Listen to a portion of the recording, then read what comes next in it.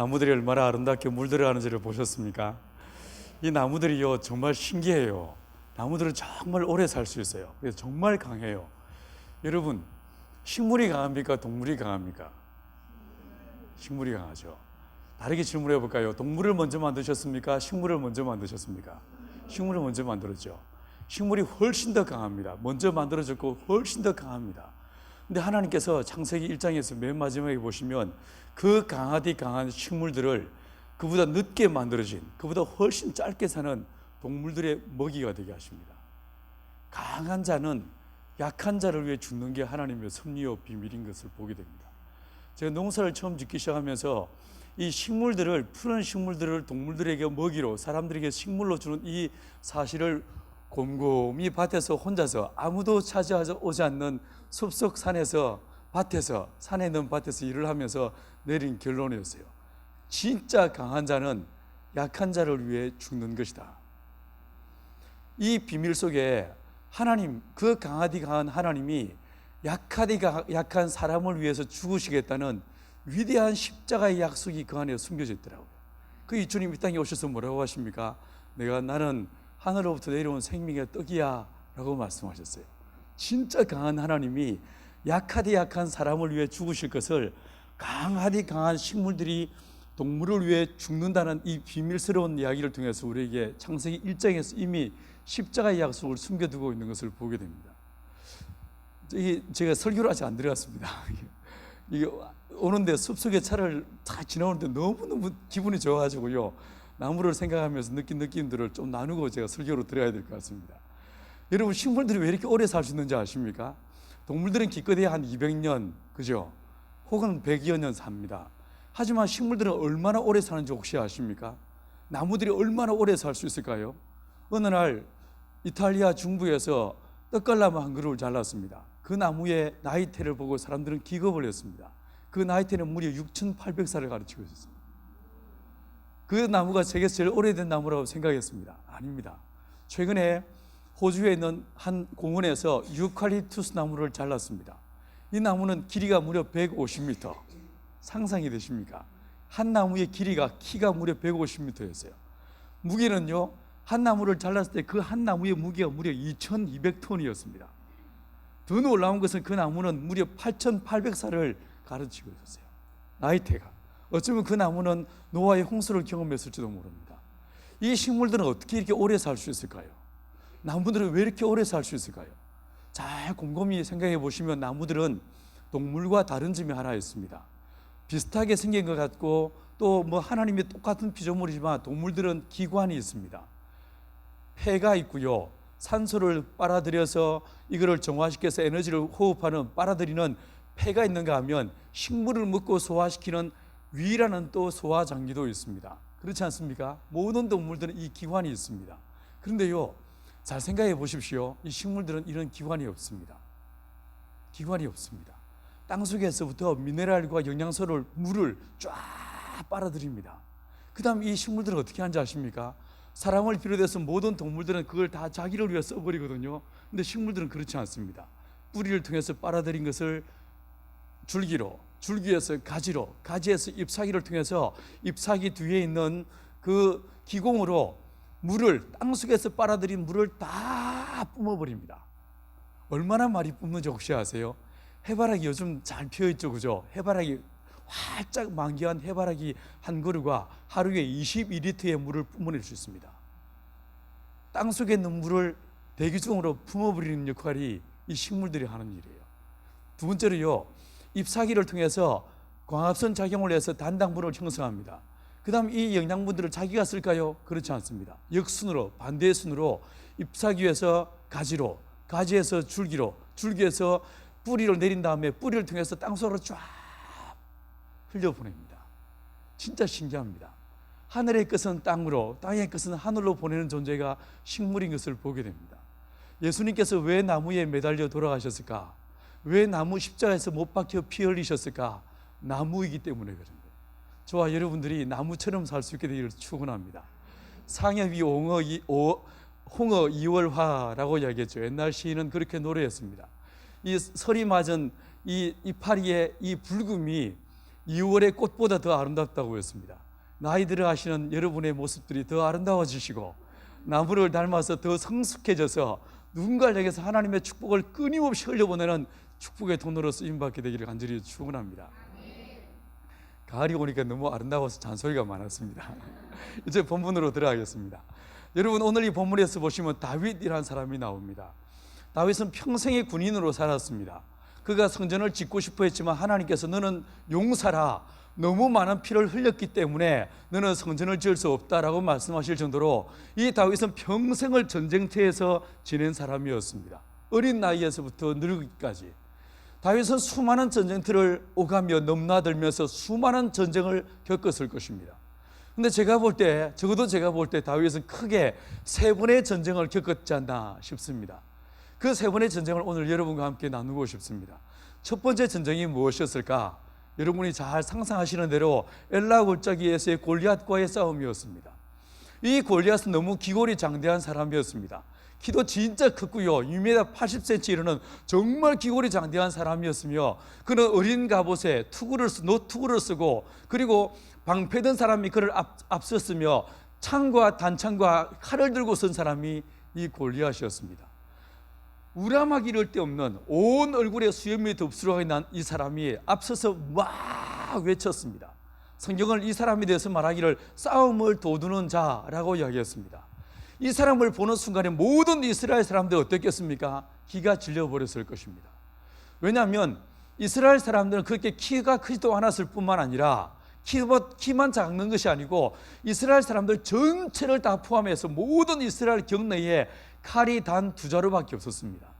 하나는 사울의 칼, 하나는 왕자 요나단의 칼, 이게 전부였습니다. 이 엘라 골짜기에 블레셋과 전쟁하게 나왔던 이스라엘 사람들은 도대체 무엇을 가지고 나왔을까? 아마도 새총을 갖고 나왔던 것 같아요. 이 다윗처럼 물맷돌을 갖고 나왔던 것 같습니다. 혹은 몽둥이를 들고 나왔겠죠. 근데 그에 비해서 온 이 블레셋 사람들은 완전 무장한 그런 모습이었습니다. 블레셋 사람들은 일찍 히타이트 문명을 받아들여서 철기 문명을 가지고 들어온 사람들이 이 블레셋 사람들이었습니다. 그러니 누가 봐도 이건 게임이 안 되는 싸움인 거예요. 전쟁을 할 수 있는 상황이 아닌 것입니다. 이 상황에서 사실 그 안에 몇몇 중요한 용사들도 있었습니다. 사울, 그는 왕일 뿐만 아니라 그는 장군이었고 용사였습니다. 이 사람이 이스라엘을 그 위기 가운데서 건져낸 적도 있었습니다. 그러나 이 사울마저도 이 골리앗의 키 큰 그 모습, 완전 무장한 그 상황 속에서 이 사울도 몸이 얼어버렸던 것 같습니다. 더군다나 이 사울은 뭐라고 외쳤습니까? 이 골리앗은 뭐라고 외쳤습니까? 다 덤벼, 이렇게 말하지 않았어요. 너희 중에 하나가 나와서 나랑 1대1로 싸우자. 내가 지면 물론 그런 일이 없겠지만 우리가 너희 모두의 종이 되겠다. 대신에 네가 지면 너희들 모두가 우리의 종이 되라, 이렇게 요청을 했습니다. 모두가 다 주저했습니다. 자, 이 상황을 도대체 어떻게 이해할 수 있을까? 이 전쟁은 어떤 전쟁이었을까? 제가 생각할 때 이 엘라 골짜기에서의 다윗의 첫 번째 골리앗과의 전쟁은 상황과의 싸움이었어요. 상황이었어요. 누구나 다 그 상황을 만나면 절망할 수밖에 없는 것이 있습니다. 누구나 그 상황을 딱 만나면 낙심하고 손에 맥이 풀리고 망연자실해지는 그런 상황이 있습니다. 남자들 같은 경우에 사업에 망했을 때 그렇지 않습니까? 혹은 이혼이라고 하는, 별거라고 하는 진짜 고통스러운 상황을 만나면 우리는 정신이 잃어버립니다. 얼이 빠져버립니다. 자식을 잃은 부모의 마음을 누가 이해할 수 있겠습니까? 우리나라 같은 경우도 지난 1997년 11월 달부터 IMF가 도래했습니다. 전 나라가, 전국이 정말 가공할 그 경제적 위기 가운데 모두가 망연자실해 버렸습니다. 가정은 해체되었고 수많은 사람들이 노숙자로 길거리를 전전긍긍해야만 했었습니다. 이건 상황이었습니다. 그런 상황에 놓여지면 누구나 다 낙심할 수밖에 없습니다. 절망할 수밖에 없습니다. 이 다윗에게 있어서, 이스라엘 사람들에게 있어서 골리앗은 무엇이었을까? 이건 상황인 거예요. 두려움의 장벽 앞에 다윗은 선 것입니다. 온 이스라엘 사람들이 그 절망 끝에, 벼랑 끝에 두려움이라고 하는 그 절망 앞에 선 것입니다. 모든 사람들은 그 상황을 보았습니다.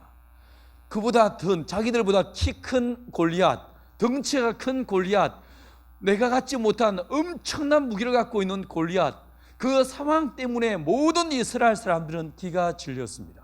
그런데 이 다윗은 전쟁터에 전쟁하러 나온 사람이 아니었습니다. 엘라와 삼마와 자기의 형제들, 자기 형님들에게 군량미를 조달하기 위해서 심부름꾼으로 온 사람이 다윗이었습니다.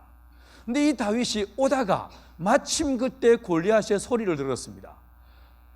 하나님의 이름을 능멸하는, 여호와의 군대를 능멸하는 할례받지 않은 사람의 소리를 들었습니다. 그 소리를 듣자마자 이 다윗이 어떻게 했습니까? 뒤집어져 버립니다.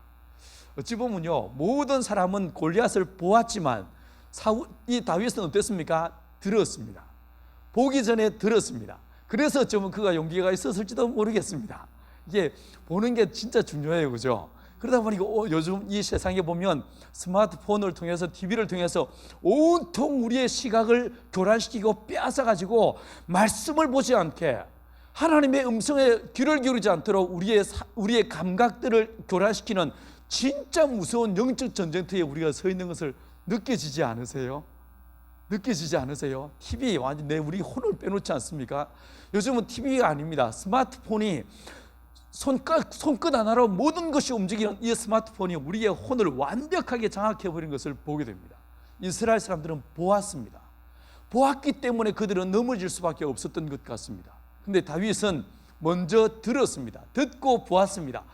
듣고 난 다음에 그가 분기탱천했습니다. 감히 저가 누구간데 할례받지 못한 자가 여호와의 군대를 능멸하는가, 화를 냈습니다. 그리고 달려나갑니다. 이 다윗이 달려나가면서 엘라 골짜기로 뛰어내려갔고 그가 뭐 했습니까? 물맷돌 5개를 취했다고 했습니다. 왜 5개였을까? 이 다윗이 그 사무엘상 17장에서의 전쟁을 잘 살펴보시면 다윗은 돌멩이를 몇 개 던졌습니까? 딱 하나만 됐습니다. 저도 청해성 시닝, 중국의 시닝에서 한 번은요, 거기도 우리 양계장이 있거든요. 티베트 사역자들을 위한 양계장이 거기에 있습니다. 그 사막 기후에서도 닭들이 진짜 잘 자라고 있습니다. 근데 거기에 이제 양계 세미나를 하고 그 집회하러, 이제 한족들을 위한 집회를 하러 갔다가 그 위로 올라가면 정말 아름다운 초원이 있어요. 거기를 이제 마지막 날 오기 직전에 이제 그게 보여주셔서 나갔다가 수백 마리의 양들을 이끌고 있는 목동을 만난 적이 있습니다. 이 사람이 물매를 갖고 있더라고요. 성경에서 말하고는 물매를 갖고 있었어요. 제가 호기심이 발동했습니다.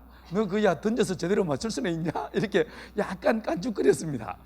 남자들은 자존심을 건들면 이게 발끈하지 않습니까? 너 맞출 수 있어? 이렇게 하니까 너 뭐 그냥 들고 있는 거 아니냐라고 하니까 아니래. 이게요 분명히 맞출 수 있대. 그럼 내가 이제 딱 이게 돈을 하나 그려가지고 너가 저기 꽤 멀리 떨어진 걸 가르치면서 저걸 네가 맞추면 내가 이 돈을 주겠다고 했습니다. 돈 필요 없대요. 필요 없대. 내 자존심을 위해서라도 내가 한 방에 맞추는 걸 보여주겠다. 던졌는데 정확하게 타격하는 것을 보았습니다. 이 목동들이 갖고 있는 물맷돌은 굉장히 정확한 정확도를 갖고 있습니다. 다윗 물맷돌 하나만 됐습니다. 근데 이 다윗이 몇 개를 취합니까? 5개를 취합니다. 왜 5개였을까? 왜 물맷돌 5개를 취했을까? 여러분은 어떻게 생각하십니까? 성경에 나와 있는 숫자들은 그 어느 것 하나 이유 없고 의미 없는 것이 없습니다. 왜 5개였을까? 왜 이 전쟁터에서 다윗은 나가면서 무기를 든 것도 아니고, 그럼 왜 돌멩이 5을 취했을까? 이 돌멩이 5, 먼저 5는 뭘 상징할까? 당시에 이스라엘 사회에서 이사야서 당연히 없었습니다. 시편 당연히 없었죠. 신약 성경은 전혀 없었습니다. 그렇지 않겠습니까?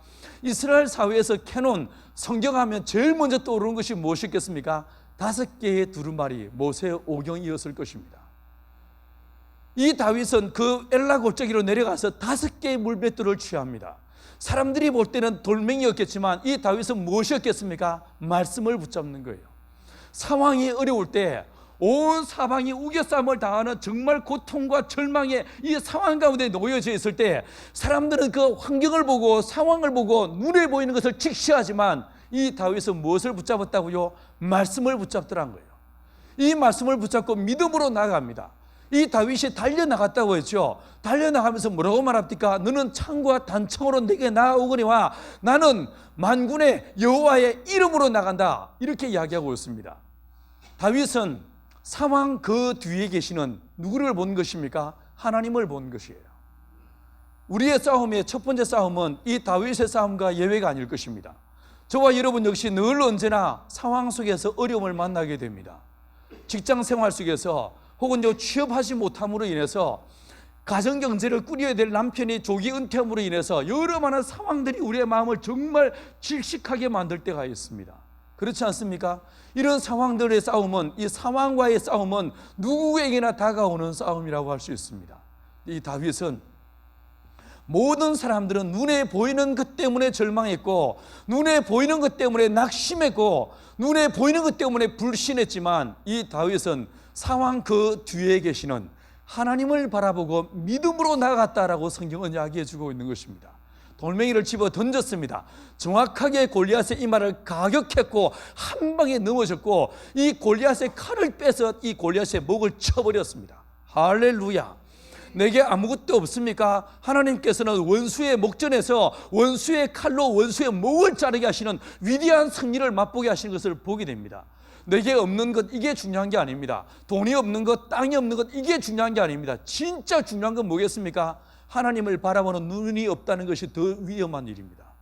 하나님을 바라보지 않는 내 눈이 더 위험한 일이고, 내 손에 주의 말씀을 붙잡고 있지 않다는 것이, 이게 더 절망적 상황인 것을 보게 됩니다. 상황이 어려울 때 내게 돈이 없다는 것, 내 은행 잔고가 바닥났다는 것, 이것이 여러분의 마음을 흔드는 것이 아니라 내 안에 말씀이 없으므로 두려워하시고 하나님을 바라보지 못함으로 낙심하는 저와 여러분 되기를 축원합니다. 눈을 들어 하나님 그분만 바라보시고 말씀만 붙잡고 믿음으로 나가는 저와 여러분 되시기를 간절히 축원합니다. 여러분, 하나님의 말씀은 두 가지의 패턴으로 우리에게 주어지게 되어 있습니다. 말씀은 패턴이 있습니다. 제가 아침에 여러분 덕분에 양복 입고 올라왔어요. 제가 요즘은 두 번째 공동체 개척하느라고 경상북도 의성에 가서 빡세게 노동하다 하고 있습니다. 다시 이제 처음에 이 보은의 공동체는 웬만큼 자리가 잡혔습니다. 저희가 방송에도 안 나가고 책도 안 쓰고 신문에서 취재하겠다는 걸 다 거절했음에도 불구하고 이게 꽤 알려져서 정말 많은 사람들이 찾아오십니다. 나중에 와 보십시오. 저희 간판도 하나 없습니다. 십자가, 네온사인 십자가도 하나 걸어두지 않았습니다. 그럼에도 불구하고 1년에 4, 5천 명의 손님들이 찾아오십니다.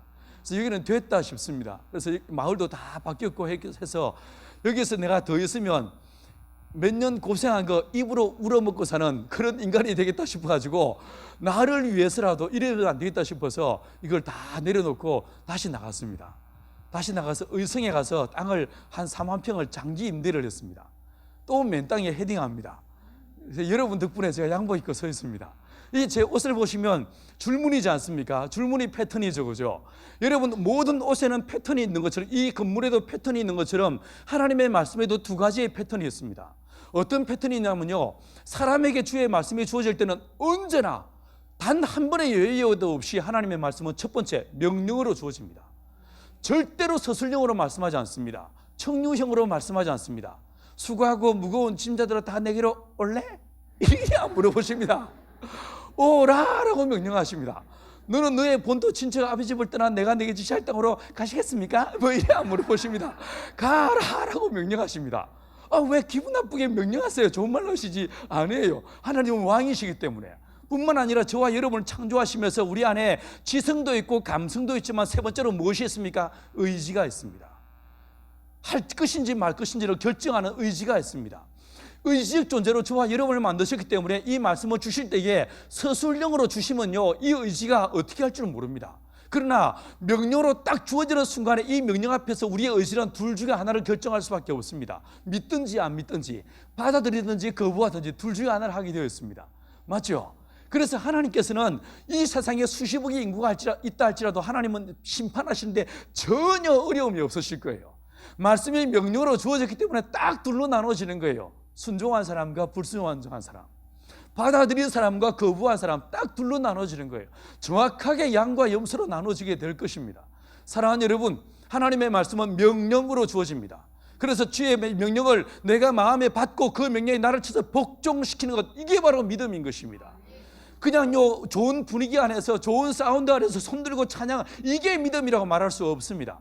이건 믿음의 표현에 불과한 것입니다. 여러분, 진짜 믿음이 뭐냐? 믿음은 들음에서 나며 들음은 곧 그리스도 예수의 말씀으로 말미암느니라. 할렐루야. 하나님의 말씀은 대저 명령으로 주어지기 때문에 반드시 이 명령은 우리에게 무엇을 요청하십니까? 순종을 요청하십니다. 반드시 순종을 요청하십니다. 그래서 바울은 로마서를 쓰면서 믿어 순종케 하려 합니다 라고 이야기하고 있습니다. 사랑하는 여러분, 하나님의 말씀은 명령으로 주어지게 되어 있습니다. 두 번째 패턴이 있습니다. 명령만 있지 않고 두 번째 반드시 그 다음에 뭐가 나오냐면 약속이 나옵니다. 약속이 나옵니다.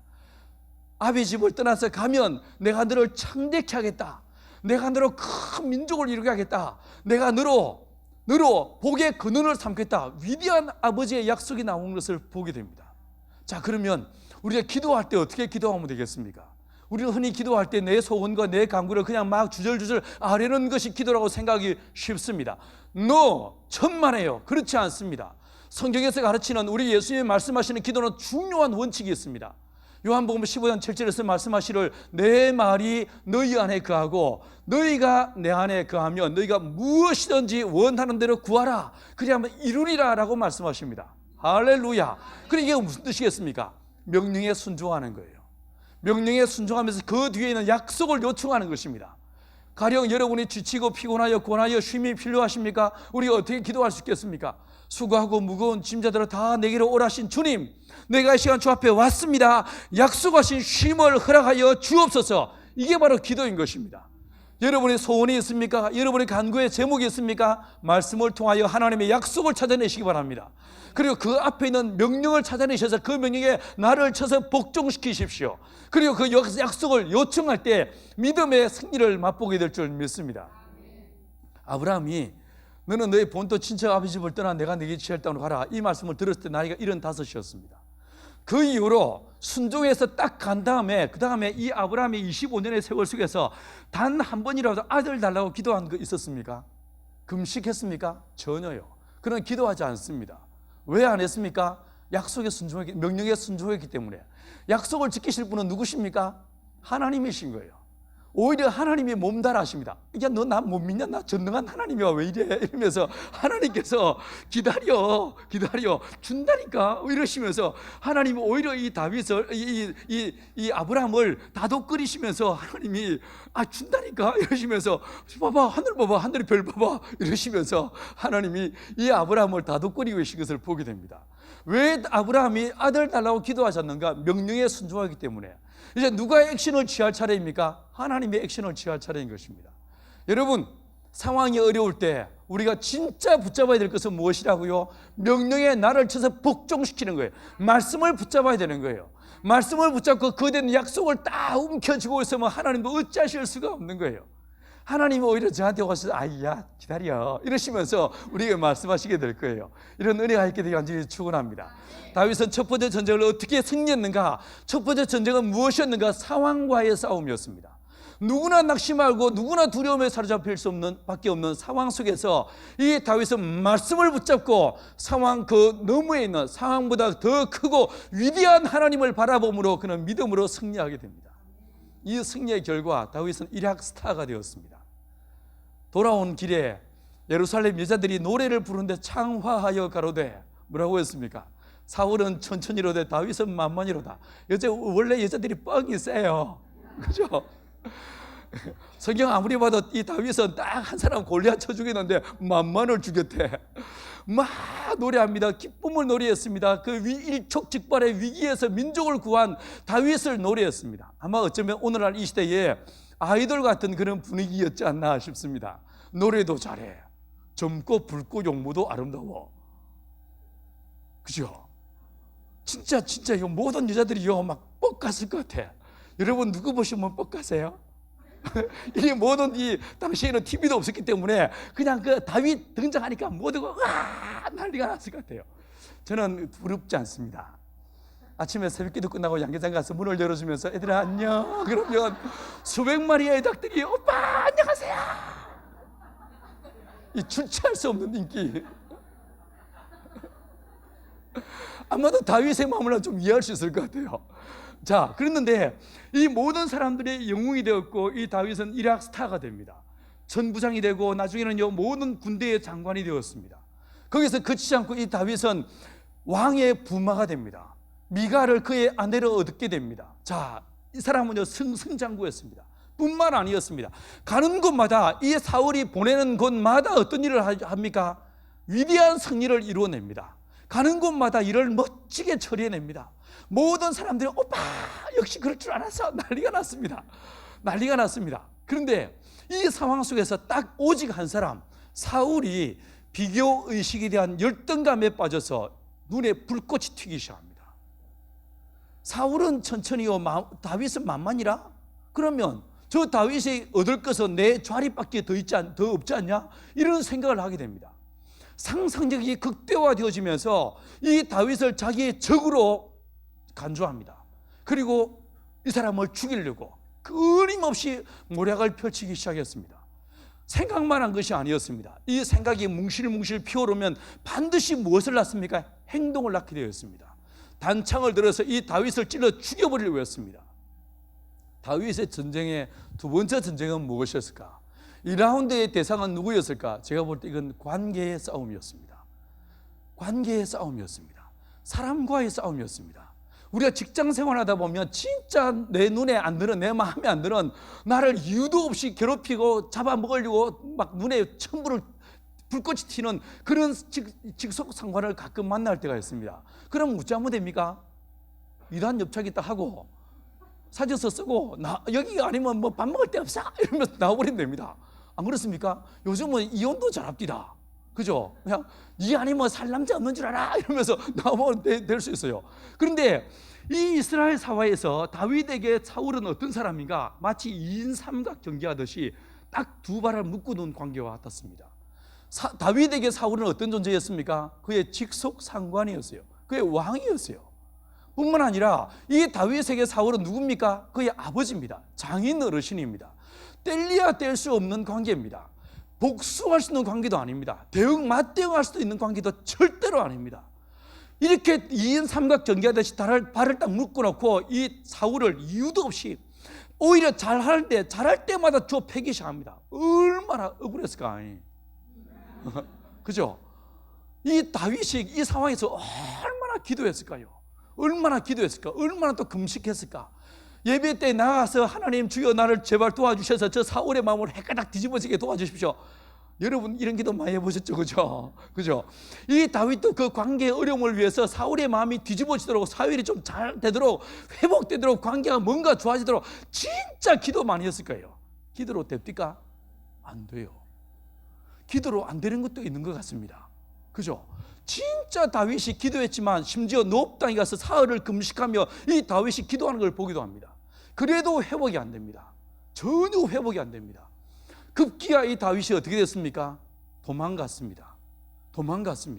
사울의 궁궐에서 더 이상 견딜 수 없어서 도망을 쳐야만 했었습니다.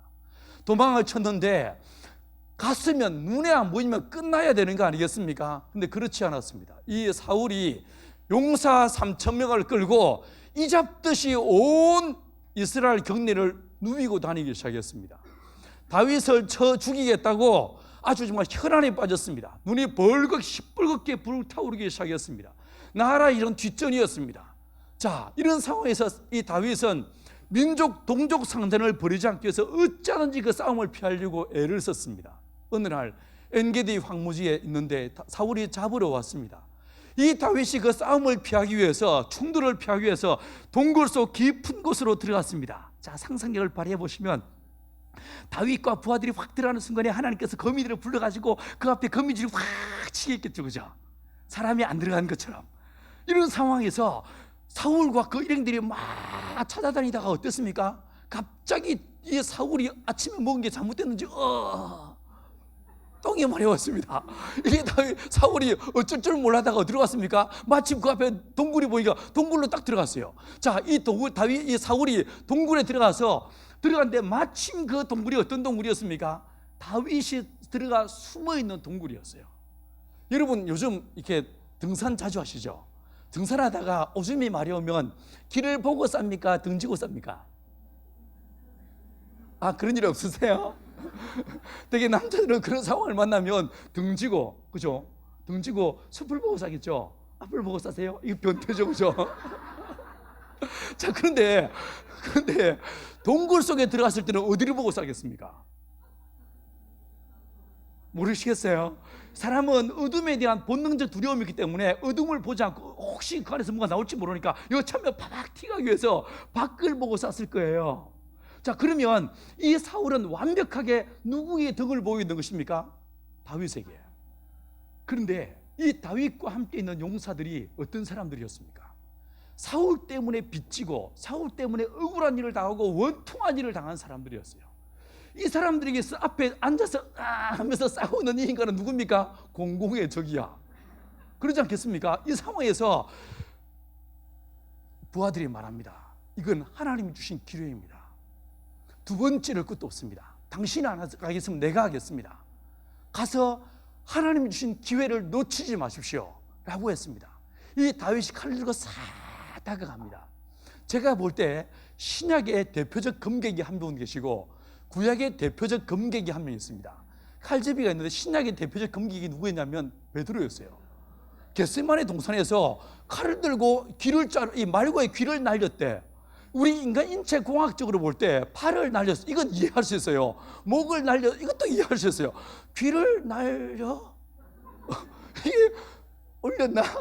아니면 썰었나? 평소에 회를 치던 그걸로 어떻게 했는지 모르겠습니다. 대단한 검객이 아닐 수 없습니다. 목숨의 위협을 안 주면서 이렇게 딱 대단한 검객이 아닐 수 없어요. 근데 이 구약에서는 이 다윗이었습니다. 이 다윗이 사울의 옷깃을 싹 뺐다고 했어요. 마태복음에서 보시면 예수님께서 회당장 야이로의 집을 가던 길에 뒤에서 한 여자가, 혈루증 여자가 주님의 옷깃을 잡았어요. 돌아서서 누가 내 옷에 손댔어? 이렇게 물으셨습니다. 제자들이 선생님 뭔 소리 하십니까? 사람들이 이래만 이렇게 가세요. 아니다. 내게서 능력이 나간 줄 내가 압니다. 예수님께서는 누가 그의 옷깃에 손만 대도 우리도 느껴지지 않습니까? 그런데 이 사울이 아무리 용을 쓰고 지금 앉아서 힘을 쓰고 있다 하더라도 옷깃을 싹 뺐는데 느끼지 못할 정도로 평소에 나를 갈아둔 거예요. 이 인간 만나기만 해보라 한 칼에 갈아둔 거죠. 언젠가 만날 때 한 방에 보내버리겠다는 이런 느낌으로 칼을 딱 갈아둔 거예요. 그런데 이 칼을 들고 갑니다. 뒤에 있는 사람들 어땠을까요? 어디를 찌를까? 심장을 찌를까? 목을 딸까? 이게 생각하면서 뒤에서 왜 적이 죽을 때 그걸 보는 건 굉장한 카타르시스가 나타나지 않습니까? 뒤에서 굉장한 이 느낌으로 딱 지켜보고 있는데 이 인간이 다가가서 뭐 했습니까? 옷깃만 딱 베드란 거예요. 이건요 위험천만한 상황이 아닐 수 없습니다. 어떤 상황이 되냐면 밖에 적이 있는 것도 문제지만 안에 있는 자기 뒤에 있는 이 용사들이 누구나 다 다윗을 자기의 리더십으로 인정하고 있는데 그 순간에 다윗은 어떻게 되겠습니까? 아이고 저 쪼잔한 놈 저도 못 먹네 이렇게 말하지 않겠어요? 다윗의 리더십이 한 방에 가버리는 정말 위험천만한 상황이었을 것입니다.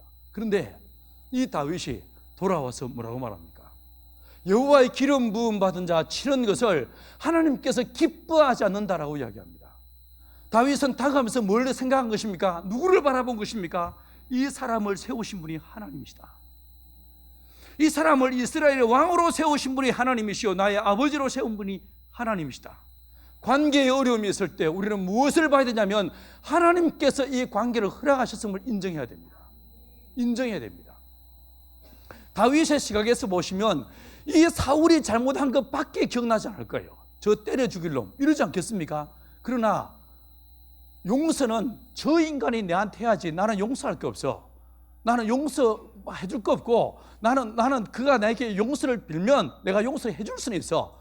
내가 뭐 용서를 빌 건 없어. 이렇게 생각할지 모릅니다. 그러나 이 다윗은 그 순간에 하나님의 영적 질서를 생각하는 거예요. 자기가 하나님의 기름 부음 받은 자를 치려고 했던 것을 오히려 회개하는 것을 보게 됩니다. 여러분 관계의 어려움을 만날 때마다 저 사람의 잘못이 아니라 내 잘못을 보아야 됩니다. 두 번째로 이 관계를 허락하시는 하나님이 계심을 인정해야 됩니다. 그래야만 문제는 풀리게 됩니다. 세 번째로 다윗은 이 두 번째 전쟁을 어떻게 했습니까? 용서합니다. 용납합니다. 품어버렸습니다. 이 사울을 있는 모습 그대로 사울이 용서를 빌었기 때문이 아니었습니다. 사울이 자기에게 I am so sorry 이런 말 한마디 한 적 없었습니다. 이유 없이 조건 없이 사울을 어떻게 했습니까? 용서합니다. 살려줍니다. 한 번으로 끝났습니까? 그렇지 않습니다. 26장에서 보시면 이게 또 정신을 못 차리고 또 잡으러 왔습니다. 인간이 잘 안 바뀌어요. 그죠? 참 안 바뀝니다. 진짜 안 바뀌는 게 인간의 마음이에요. 이게 이 정신을 못 차리고 또 잡으러 왔습니다. 그날 밤에 다 잠드는 밤에 다윗이 몰래 들어갔고 사울의 창과 물병을 갖고 나옵니다. 언덕 위 높은 곳으로 올라가서 들고 외칩니다. 왕이여, 내 손에 무엇이 있는지를 보십시오. 어쩌면 그것은 단순히 사울을 향한 외침이 아니라 하나님 보십시오. 하나님, 내 손에 무엇이 있는지를 보십시오. 저 원수는 나를 죽이려고 애를 썼지만 나는 저를 용서합니다. 용납합니다. 품습니다.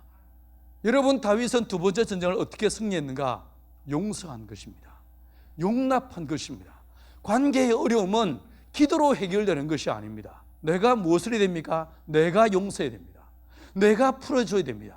내가 결박을 풀지 않으면 관계는 결코 해결될 수 없습니다. 이 다윗의 두 번째 전쟁은 관계의 싸움이었고, 용서함으로, 용납함으로 다윗은 멋진 승리를 얻게 됩니다. 어떻게 됩니까? 24장 마지막 부분에서, 26장 마지막 부분에서 이 사울의 입에서 다윗을 향한 축복의 말이 쏟아져 나오기 시작합니다. 하나님 너를 복 주실 것이다. 하나님께서 나를 이어서 왕으로 삼게 하실 것이다 라고 이야기합니다. 원수의 목전에서 상을 베푸시는 위대한 하나님의 은혜를 이 다윗은 그 용서함으로, 용납함으로 위대한 승리의 전략물을 얻게 되는 것을 보게 됩니다. 이런 거룩한 노획물들이 여러분의 인생 안에도 있게 되기를 축원합니다. 용서함으로, 용납함으로, 그리스도께서 우리가 아직 죄인 되었을 때 십자가에 못 박혀 피 흘리심으로 나를 향한 아버지의 위대한 사랑을 보여주셨던 것처럼, 나도 저 사람의 이유와 조건과 상황과 관계없이 용서하는 위대한 사랑의 삶을 살고, 그리스도의 제자로 살고, 예수의 거룩한 사람으로 삶으로 이 용서의 힘을 발휘하여서 상대방의 입에서 축복의 말을 얻게 되는 위대한 은혜가 여러분의 인생 안에서 있게 되기를 축원합니다. 다윗의 세 번째 전쟁이 무엇이었을까? 오늘 본문에 등장합니다. 원래 설교 못하는 인간들은 저처럼 이렇게 합니다. 본문 읽으라고 실컷 딴소리 하다가 끝에 가서 이 본문에 대한 이야기로 끝내는 게 설교 못하는 사람의 특징입니다. 죄송합니다. 어쩌겠어요. 설교 시골에서 촌에 농사 짓는 인간이 뭐 별거 있겠습니까? 그런데 오늘 이 본문에서 보시면 다윗의 세 번째 전쟁의 이야기가 나옵니다. 1절을 보시면 다윗이 그 마음에 생각하기를 내가 후일에는 사울의 손에 붙잡히리니 블레셋 사람의 땅으로 피하는 것이 좋으리라, 이렇게 생각합니다. 이렇게 말합니다. 그리고 나아갑니다. 자, 다윗이 어디로 간 것입니까? 블레셋 땅으로 내려갔습니다. 어디 초청장이 왔습니까? 아닙니다. 누가 가자고 누가 옆에서 부추겼습니까? 전혀 그렇지 않습니다. 누가 이야기합니까? 누구의 생각이었습니까? 다윗 자신의 생각이었습니다. 다윗이 그 마음에 생각하여 이르기를 이렇게 이야기하고 있습니다. 우리가 전쟁할 때 정말 무서운 전쟁이 무엇이냐면 적이 누군지 알지 못하는 전쟁입니다. 피하 간에 구분이 안 되는 전쟁을 할 때 우리는 정말 두렵습니다. 왜 우리가 남편과 아내의 부적을 봤을 때 우리가 정말 낙심할 수밖에 없느냐면 믿었던 사람한테 발등이 찍히기 때문에 정말 낙심되고 고통이 오는 거예요. 내 동료인 줄 알았는데, 나와 한 몸인 줄 알았는데 내게 가장 큰 아픔을 주는 대상이고 적이라는 사실을 깨닫는 순간에 우리는 낙심할 수밖에 없는 거예요. 다윗은 이 세 번째 전쟁, 누가 적인지 알지 못하는 이 전쟁으로 휘말려 들어간 것입니다. 이 다윗의 적은 누구였습니까? 자기 자신이었습니다. 다윗의 세 번째 전쟁의 대상은 누구였는가? 바로 자기 자신이었습니다. 창세기의 말씀을 기억을 떠올려 보시면 여호와 하나님의 사람을 창조하십니다. 사람을 무엇으로 만드셨습니까? 2장 7절에 말씀하시를 흙으로 사람을 지으시고 라고 이야기했습니다. 그러면요, 모든 들짐승들과 공중에 나는 새는 무엇으로 만드셨습니까? 모든 짐승들은 하나님이 무엇으로 만드셨습니까? 2장 19절에서 말씀하시를 여호와 하나님이 흙으로 각종 들짐승들과 공중에 나는 새를 지으시고 이렇게 말씀하셨습니다. 똑같습니다. 동물도 사람도 흙으로 지어졌습니다. 그런데 사람은 다른 게 하나 있었습니다. 생기를 그 코에 불어넣으시니 사람이 생명이 되었다라고 이야기하고 있습니다. 자, 사람은 이질적인 두 가지의 존재로 만들어진 것입니다. 그런데 동물은 어떻습니까? 흙으로만 지어졌습니다. 왜 동물들이 행복할까? 단순할까? 왜 저렇게 태평일까? 원료가 하나라서 그래요. 동물들은 진짜 태평이에요. 왠지 아십니까? 죽으면 끝이거든요. 걔네들은 영이 없기 때문에 죽으면 끝이요. 그래서 교회를 안 다니는 거예요. 영이 없기 때문에, 육신만 있기 때문에 걔네들은 죽으면 천국도 없습니다. 죽으면 지옥도 없어요. 당연히 지옥도 없기 때문에 될 대로 되라 이러면서 사는 거예요. 먹고 늘어져 자는 게 그냥 걔들의 인생이죠. 혹시 그 뭐 다 걔들이요, 혹시 내가 어떻게 하면 하나님을 영원하게 할까, 뭐 이런 생각을 해봤습니까? 전혀 없습니다. 전혀 없습니다. 왜 그런가? 영이 없기 때문에 그렇습니다. 자, 그러면 사람에게, 동물에게 동일하게 몸이 있고 사람에게는 있지만 동물에게 없는 것이 영이 있다라고 말씀드렸습니다. 그러면 세 번째로요, 혼이라는 것이 있습니다. 정신, 마음, 혼이라는 것이 있습니다. 이 혼은 지성과 감성과 의지라고 하는 이 세 가지 기능을 갖고 있는 것을 혼이라고 말합니다. soul이라고 합니다. 이건 눈에 보이지 않습니다. 이게 사람에게 있죠, 그죠? 영만 있지 않고 우리 안에 마음도 있습니다. 그래서 성경은 말하기를 우리 마음의 중심, 마음의 깊은 곳, 이게 다 뭐겠습니까? 영을 말하는 거예요. 내 마음의 깊은 곳에 내 영이 있다는 사실을 구약 성경은 알고 있었던 것 같습니다. 자, 그러면 동물들에게 이 마음이, 혼이 있을까요, 없을까요? 없어요. 뭐 둘 중에 하나겠죠, 그죠? 있거나 찍어. 자, 그런데 여러분 성경에서 보시면요, 있다라고 말하고 있어요. 전도서 3장 19절 이하에서 보시면 인생에 임하는 일이 짐승에게도 임하는 일이 이 둘에 임하는 일이 일반이라. 동일한 호흡에서 이에 죽음같이 저도 죽으니 인생이 동물보다 뛰어남이 없으면 모든 것이 다 흙으로 말미암아 모습으로 흙으로 돌아가거니와. 이게 20절까지예요. 다음에 21절에서 뭐라고 말하고 있냐면 짐승의 혼은 아래 곧 땅으로 내려가고 인생의 혼은 위로 올라가는 줄을 누가 알랴, 이렇게 말씀하고 있습니다. 짐승의 혼이 있습니까, 없습니까? 있다라는 거예요. 있다라는 거예요. 어떤 차이가 있는가? 사람은 죽으면 우리의 혼이, 우리의 마음은 하늘로 올라갑니다. 왜 올라가는가? 영이 있기 때문에 그렇습니다. 영과 더불어서 올라가서 나중에 여러분 천국에 저를 만나, 그때 그 시골에서 다큐던 목사님, 이렇게 저를 기억하실 거예요. 그런데 동물들은 영이 없기 때문에 죽으면 그 몸과 함께 혼이 아래고 땅으로 내려가는 거예요. 자, 그러면 동물들의 원료가 무엇이었습니까? 흙이었습니다. 그러면 몸과 함께 혼은 원료가 둘 다 무엇입니까? 땅입니다. 흙에서 온 것입니다. 자, 그러면 우리 인생을 살펴보시면 영은 하늘에서 왔지만 우리의 몸과 우리의 마음은 다 어디서 왔습니까? 땅에서 온 거예요. 그래서 우리는 왜 날마다 우리가 믿음으로 살려고 작정하고 거룩한 삶을 소망하지만 왜 우리는 넘어지고 왜 우리는 실패할 수밖에 없는가? 실패할 수밖에 없는 거예요. 왜 그런가? 2대1의 싸움인 거예요. 몸과 혼 2가 있고 영은 하나밖에 없는 거예요. 2대1의 싸움이기 때문에 이건 싸움에서 이길래야 이길 수가 없는 싸움이 되는 것입니다. 그래서 우리는 성령의 충만함을 받지 않으면 결코 믿음으로 살 수 없는 것입니다. 할렐루야. 다윗은 자기 자신을 신뢰했습니다. 자기의 의지를 신뢰했습니다. 자기의 경험을 신뢰했습니다. 자기의 분별력과 판단력을 신뢰했습니다. 다윗이 그 마음에 생각하여 이르기를 라고 이야기했습니다. 앞불사, 알고 보니 그 마음은 어디서 온 것이었습니까? 땅에서 온 것이었습니다. 하나님의 뜻을 이룰 수 없는 것이었습니다. 그 결과 다윗은 시글락으로 내려갔습니다. 다윗이 가도 절대로 가지 말아야 될 곳이 있습니다. 어디입니까? 블레셋 땅이에요. 블레셋에 혹시 가더라도 절대로 가지 말아야 될 곳이 한 곳이 있었습니다. 어디였을까요? 예, 이 가드왕 아기스가 있는 땅입니다. 왜 그렇습니까? 블레셋 사람 골리앗의 고향 마을이 이 가드였습니다. 다윗은 가드 사람 골리앗을 쳐 죽임으로 영웅이 된 사람이었습니다. 가도 절대로 그것을 가지 말아야 되는데 꼭 하필이면 가도 그거 갑니다. 우리가 그리스도인이라고 하면서 절대로 그 일을 하지 말아야 된다고 생각하는 그것을 우리가 하고 자빠졌습니다. 맞죠, 그죠? 왜 그렇습니까? 우리 안에 2대1의 싸움이기 때문에 그렇습니다. 우리 안에 선한 것이 없는 거예요. 우리가 마음으로는 하나님의 법을 따르고자 하지만 내 안에 또 다른 법이 있어서 날마다 우리를 사망의 법, 육신의 법 우리로 끌고 가서 오라 나는 공고한 사람이라 라고 고백하게 할 수밖에 없게 만드는 이런 삶이 우리의 실존이란 것입니다.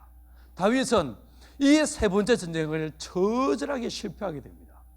내려간 결과가 어땠습니까? 사무엘상 3장에서 보시면 다윗은 모든 것을 잃어버립니다.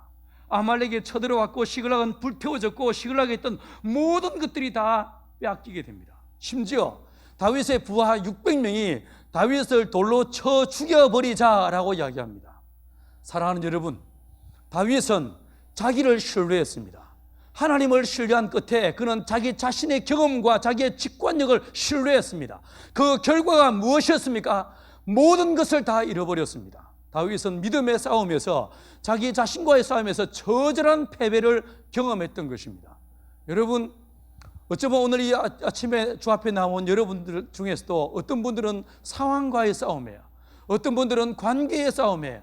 또 어떤 분들은 자기 자신과의 치열한 싸움터에서 피 흘리다가 힘을 얻기 위해서 한숨 돌리기 위해서 이 아침에 나온 분이 있을지도 모르겠습니다. 다윗은 환경과의 싸움을 하나님의 말씀을 붙잡고 상황 너머에 계신 하나님을 묵상하고 그 하나님께 달려나감으로 믿음으로 승리하게 되었습니다. 어려움을 만날 때마다, 상황이 힘들 때마다 이 아침에 여러분이 주 앞에 나오셨던 것처럼 날마다 주의 보좌 앞으로 나오기를 힘쓰고 말씀을 붙잡기를 힘쓰는 저와 여러분 되기를 간절히 축원합니다. 관계의 어려움을 다윗은 어떻게 이겼습니까? 그는 기도로 이기지 않았습니다. 오직 사랑으로, 용납함으로, 용서함으로 위대한 승리를 얻었다라고 성경은 우리에게 증언해 주고 있습니다.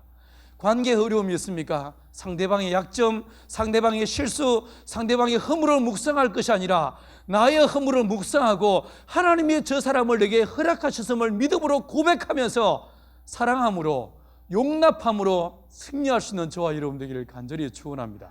세 번째 싸움이 무엇이었습니까? 자기 자신과의 싸움이었습니다. 다윗은 비록 실패했지만 그러나 이 실패에서 깨닫고 난 다음에 이 이후로 다윗은 문제를 만날 때마다, 상황을 만날 때마다 이 다윗은 어떤 모습을 보이고 있습니까? 주께 여쭙습니다. 아뢰입니다. 자기의 경험을 앞세우지 않습니다. 주여, 내가 올라가리까 말리까? 날마다 때마다 일마다 주께 아뢰고 물으면서 자기의 경험을 신뢰하지 않고 말씀을 신뢰하고 주님을 신뢰하고 성령의 인도하심을 신뢰하며 믿음으로 나가는 사람이 다윗이 되는 것을 보게 됩니다. 저와 여러분들도 자신과의 싸움에서 나의 직관력, 나의 경험을 신뢰하지 않고 하나님의 말씀을 신뢰함으로 믿음으로 싸워 승리할 수 있는 저와 여러분 되길 간절히 축원합니다.